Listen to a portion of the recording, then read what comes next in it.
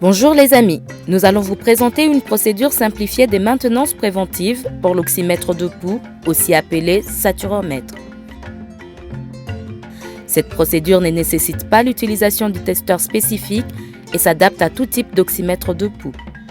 Vous pouvez télécharger cette procédure via le lien sous la vidéo. L'oxymètre de pouls est un appareil qui permet de mesurer la saturation en oxygène et qui donne un renseignement sur la valeur de la fréquence cardiaque. Cela renseigne le médecin sur le bon fonctionnement des fonctions respiratoires et cardiovasculaires. La mesure de la SpO2 s'est faite à l'aide d'un capteur composé d'un émetteur des lumières rouges et infrarouges et d'un récepteur pour ces deux signaux. L'absorbance de ces signaux est ensuite traduite en pourcentage d'oxygène. Il existe plusieurs types et tailles de capteurs qui sont à choisir en fonction du patient. Pour réaliser la maintenance préventive de cet appareil médical, il faut consulter en priorité la documentation technique de la marque et du modèle de l'appareil. L'appareil que nous avons ici est un oxymètre de pouls portable. Dans la procédure que nous vous proposons, il y a 5 étapes à suivre.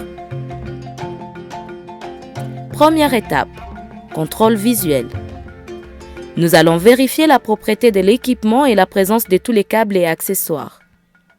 On commence par nettoyer l'appareil avec un produit détergent désinfectant approprié aux dispositifs médicaux ou avec de l'eau chlorée à 0,1%.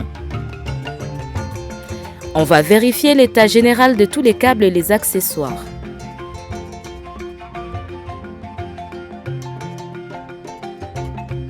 On va ensuite vérifier la lisibilité de toutes les inscriptions. On vérifie l'existence et la lisibilité des étiquettes d'avertissement, des consignes d'utilisation et des inscriptions externes telles que la marque, le modèle, le numéro d'inventaire, etc. Deuxième étape, contrôle mécanique.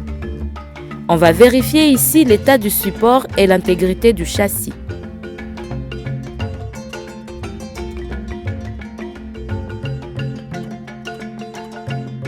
Troisième étape, le contrôle à l'allumage. Autotest.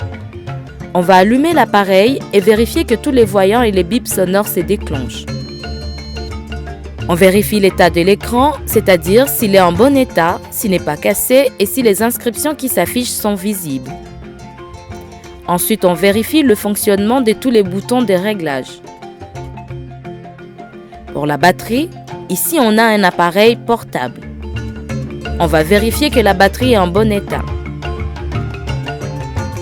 Si l'appareil a du mal à s'allumer, on va changer les piles. Si notre appareil est muni d'une imprimante, on va faire un test d'impression. Quatrième étape, test du module SpO2. On va commencer par brancher notre capteur et vérifier qu'on a bien une lumière rouge qui apparaît dans notre capteur. Ensuite, on va placer tout d'abord la sonde sur notre doigt et vérifier que les valeurs des SpO2 et des fréquences cardiaques s'affichent sur l'écran et se stabilisent. Ensuite, on va vérifier la crédibilité de ces mesures par comparaison aux mesures habituelles ou à l'aide d'un autre oxymètre de pouls. Là, par exemple, on vous montre que quand on se connecte sur un autre oxymètre de pouls, on a bien les mêmes valeurs qui s'affichent à plus ou moins 3%.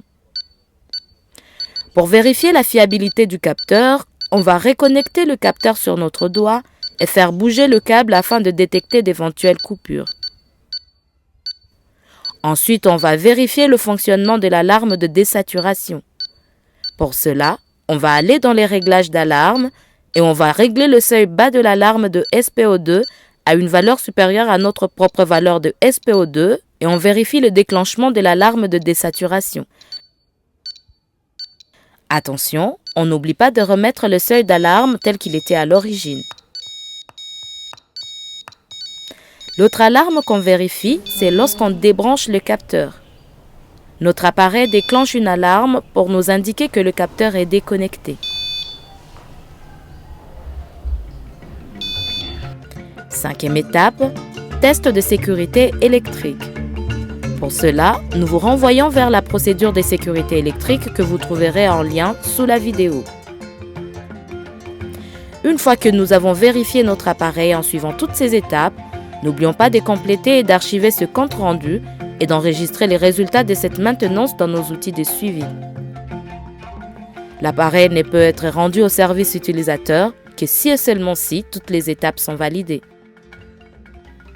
Sinon, il y aura des petites réparations ou des achats d'accessoires à prévoir en remplacement. À vous de jouer!